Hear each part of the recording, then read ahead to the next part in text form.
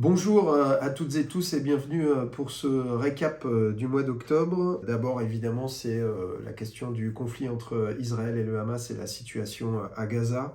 Je redis évidemment que nous condamnons avec la plus grande fermeté les attaques terroristes du Hamas menées le 7 octobre, qui sont des atrocités injustifiables que nous avons qualifiées dès la première minute de crimes de guerre et qui pourraient d'ailleurs être qualifiés en crimes contre l'humanité par la Cour pénale internationale, et nous souhaitons que cette Cour pénale puisse s'intéresser à tout ce qui se passe là-bas en ce moment. Ces actes sont injustifiables et intolérables.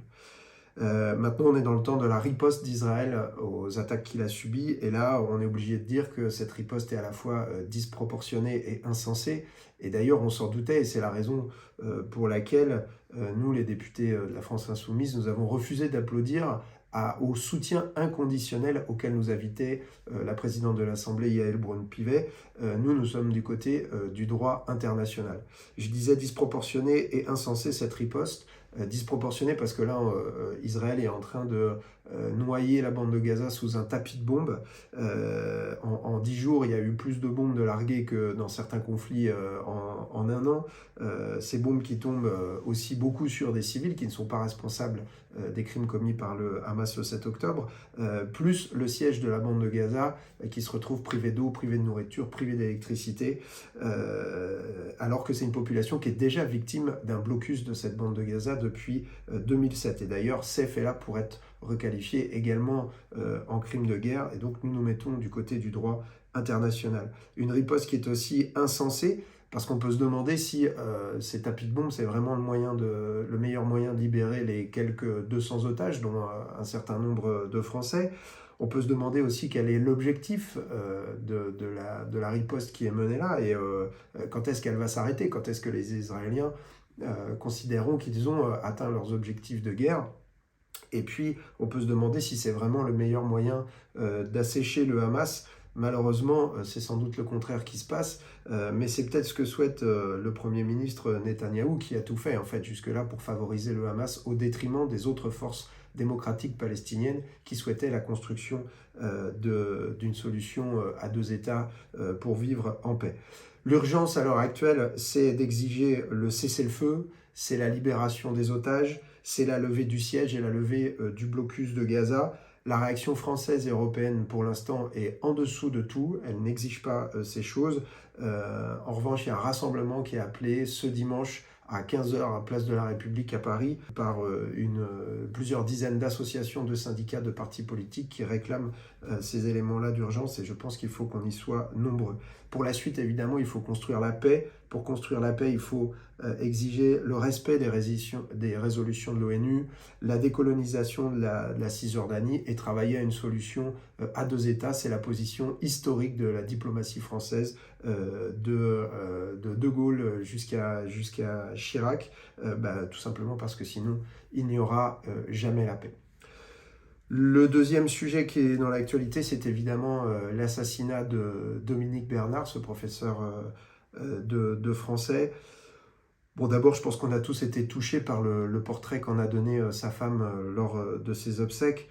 Moi, j'ai ressenti une énorme tristesse quand on a appris la nouvelle vendredi dernier, puisque ça arrivait 3 ans après l'assassinat de Samuel Paty. À l'époque, moi, j'étais encore professeur des écoles, et il a fallu que je trouve les mots pour répondre aux questions de mes élèves. Et donc voilà, je veux témoigner de ma grande solidarité avec non seulement les enseignants de la cité scolaire Gambetta d'Arras, qui ont été les premières victimes de cet attentat, mais également l'ensemble des enseignants qui doivent faire face.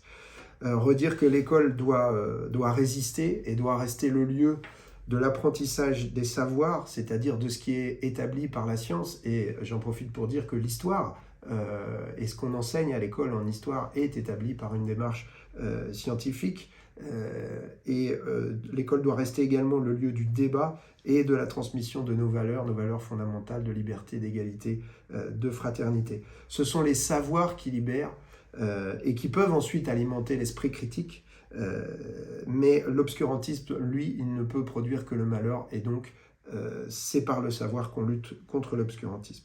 Il faut évidemment protéger les enseignants, les élèves et l'ensemble des personnels des lieux d'enseignement. Il faut donner aux enseignants tous les moyens d'accomplir leur mission, c'est eux qui le réclament à juste titre. Il ne faut jamais renoncer à éduquer et à comprendre. Il n'y a pas d'autre moyen de lutter en fait contre l'obscurantisme, qu'il soit islamiste ou autre, et de lutter contre le terrorisme. Et enfin, il ne faut pas instrumentaliser les drames comme celui qui nous touche à des fins politiciennes, et comme on le voit, le ministre de l'Intérieur, Darmanin, est en train de le faire.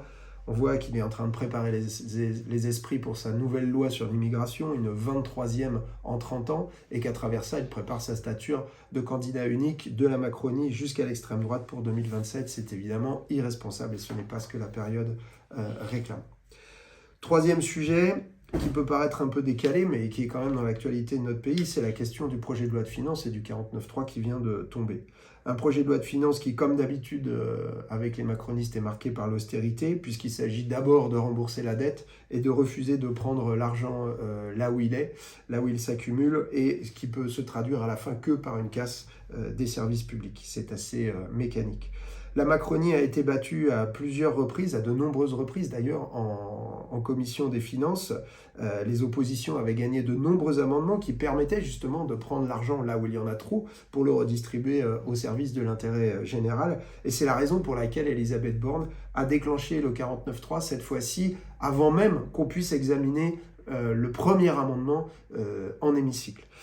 Évidemment, elle n'a pas voulu prendre ce risque. Alors nous, on se retrouve en commission à brasser de l'air. D'ailleurs, le président de la commission dans laquelle je siège, le député Kesbarian, nous a carrément dit « Pourquoi défendre vos amendements ? Tout le monde sait comment cette histoire va se finir, effectivement, par un 49.3 ».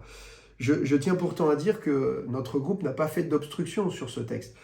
Sur le projet de loi de finances, sur l'ensemble des amendements, seuls 6% émanent du groupe de la France Insoumise, alors que nous représentons le double de députés dans l'hémicycle. Donc il n'y a pas eu d'obstruction de notre part, juste la volonté de défendre nos propositions sur lesquelles nous avons été élus.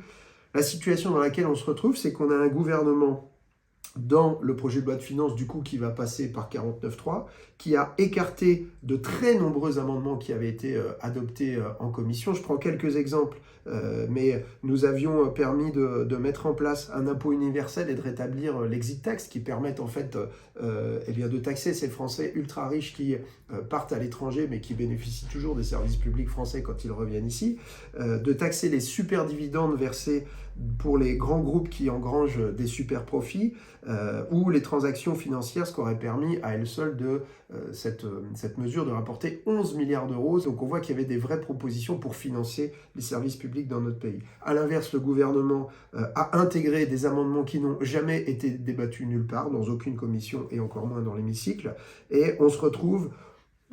En fait, on n'est plus en démocratie parlementaire puisqu'on a un gouvernement qui décide et qui fait la loi tout seul, un gouvernement qui n'est pas élu, qui est nommé par le président de la République, lui-même choisi au premier tour des élections présidentielles par seulement 20% du corps électoral et qui n'a pas de majorité à l'Assemblée, qui n'a qu'une majorité relative, raison pour laquelle ils utilisent encore une fois le 49.3, et pour cause, puisque c'est la NUPES qui est arrivée, il faut le rappeler, en première position du premier tour des élections législatives en 2022.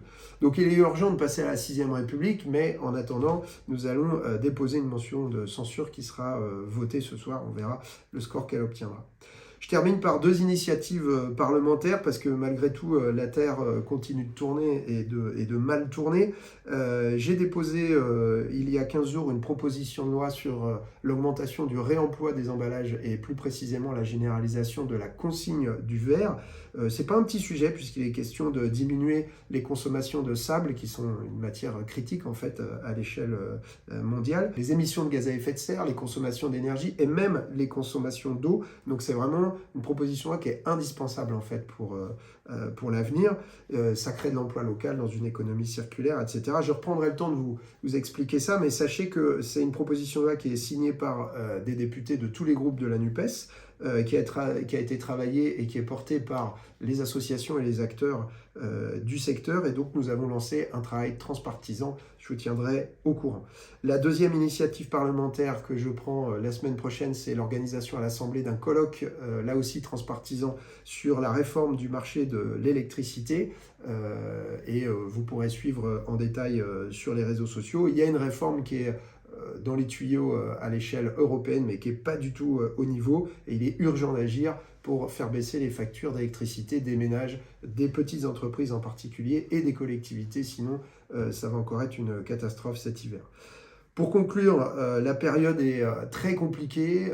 Moi, comme mes collègues, nous subissons les mensonges, les insultes et même les menaces, le harcèlement sur les téléphones, sur les réseaux sociaux, etc.